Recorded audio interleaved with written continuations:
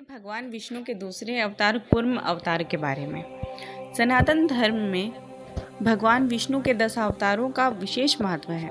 जब जब धरती पर संकट आता है, असुरों का अत्याचार बढ़ता है या ब्रह्मांडीय संतुलन डगमगाता है, तब तब भगवान विष्णु विभिन्न रूपों में अवतरित होकर धर्म की रक्षा और अधर्म का नाश करते हैं। इन अवतारों में कूर्म अवतार मतलब कछुए का रूप विशेष स्थान रखता है। कूर्म अवतार न केवल समुद्र मंथन की कथा से जुड़ा है, बल्कि यह धैर्य, स्थिरता और ब्रह्मांडीय आधार का प्रतीक भी है।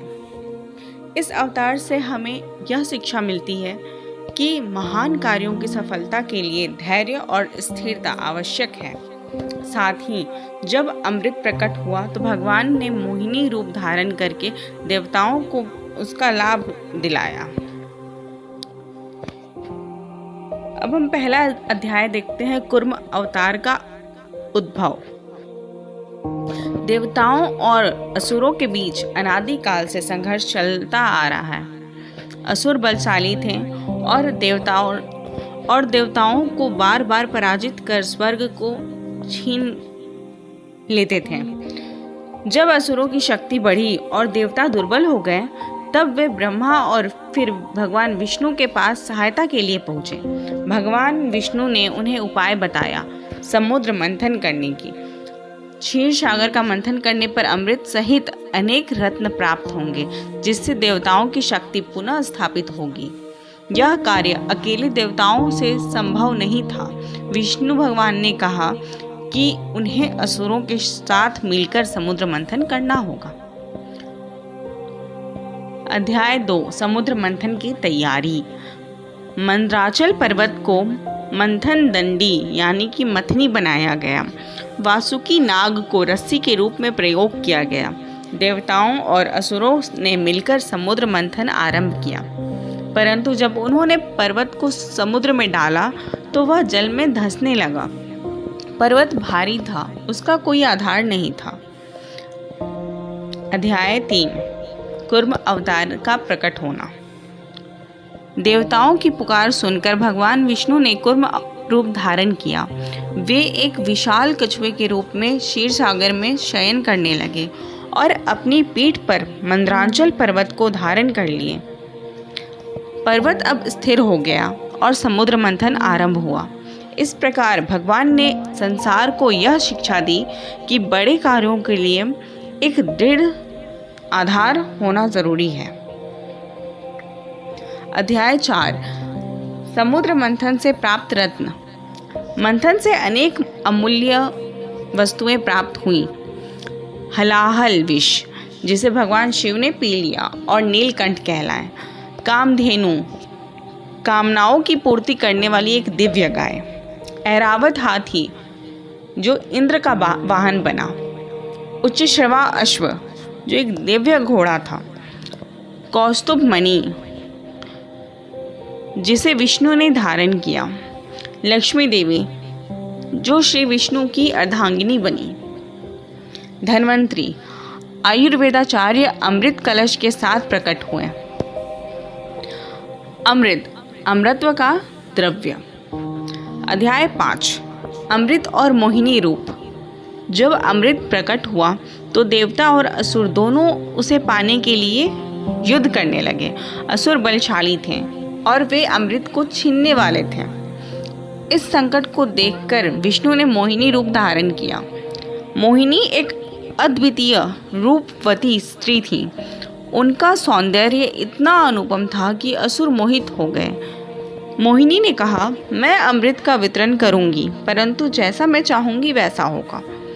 असुर सहर्ष मान गए और मोहिनी ने छलपूर्वक अमृत देवताओं को पिला दिया। केवल राहु नामक असुर ने देवता का रूप धारण कर अमृत पिया।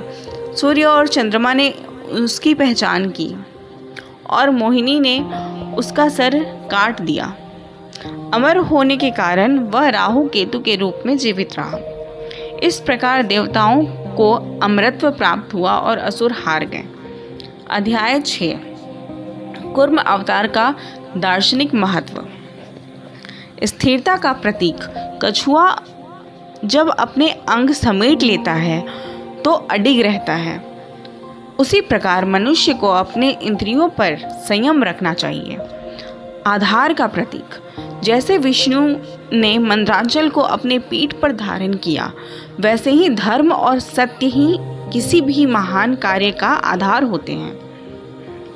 सहयोग की शिक्षा, देव और असुर मिलकर मंथन करते हैं, जिससे यह सिद्ध होता है कि विरोधी शक्तियां भी किसी बड़े उद्देश्य के लिए साथ आ सकती हैं। धैर्य और तपस्या, समुद्र मंथन एक लंबी प्रक्रिया थी, जिससे धैर्य और परिश्रम का संदेश मिलता है। अध्याय 7, मोहिनी रूप का महत्व। माया की शक्ति, मोहिनी रूप यह दर्शाता है कि भगवान की माया से असुर भी मोहित हो सकते हैं। नीति और राजनीति, केवल बल से विजय संभव नहीं, बुद्धि और नीति को भी आवश्यक होती है। धर्म की विजय, मोहिनी रूप में विष्णु ने अमृत को धर्म की ओर प्रवाहित किया, जिससे अधर्म पर धर्म की विजय सुनिश्चित हुई। अध्याय 8, पुराणों में वर्णन। कूर्म अवतार और मोहिनी रूप का वर्णन अनेक ग्रंथों में मिलता है। भागवत पुराण, इसमें समुद्र मंथन और मोहिनी लीला का विस्तृत वर्णन है। विष्णु पुराण, यहाँ कूर्म अवतार के दार्शनिक अर्थ पर विशेष जोर दिया गया है। महाभारत, यहाँ भी समुद्र मंथन और अमृत प्राप्ति की कथा मिलती है। अध्याय 9, धार्मिक और आध्यात्मिक दृष्टि। समुद्र मंथन मानव जीवन का प्रतीक है।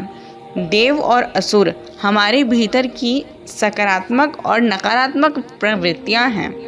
मंथन से उत्पन्न रत्न हमारे गुण हैं और विष हमारे दोष। कूर्म अवतार हमें धैर्य और आत्मसंयम का पाठ पढ़ाता है। मोहिनी रूप हमें बताता है कि लोभ और मोह हमें भ्रमित कर सकते हैं, परंतु नीति और विवेक ही अंततः धर्म की रक्षा करते हैं। अध्याय 10, निष्कर्ष। कूर्म अवतार केवल एक पौराणिक कथा नहीं है, बल्कि यह जीवन दर्शन है।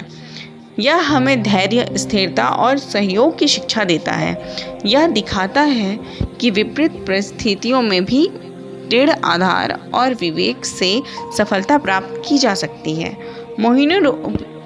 मोहिनी रूप यह बताता है कि भगवान अपनी माया से धर्म की रक्षा अवश्य करते हैं।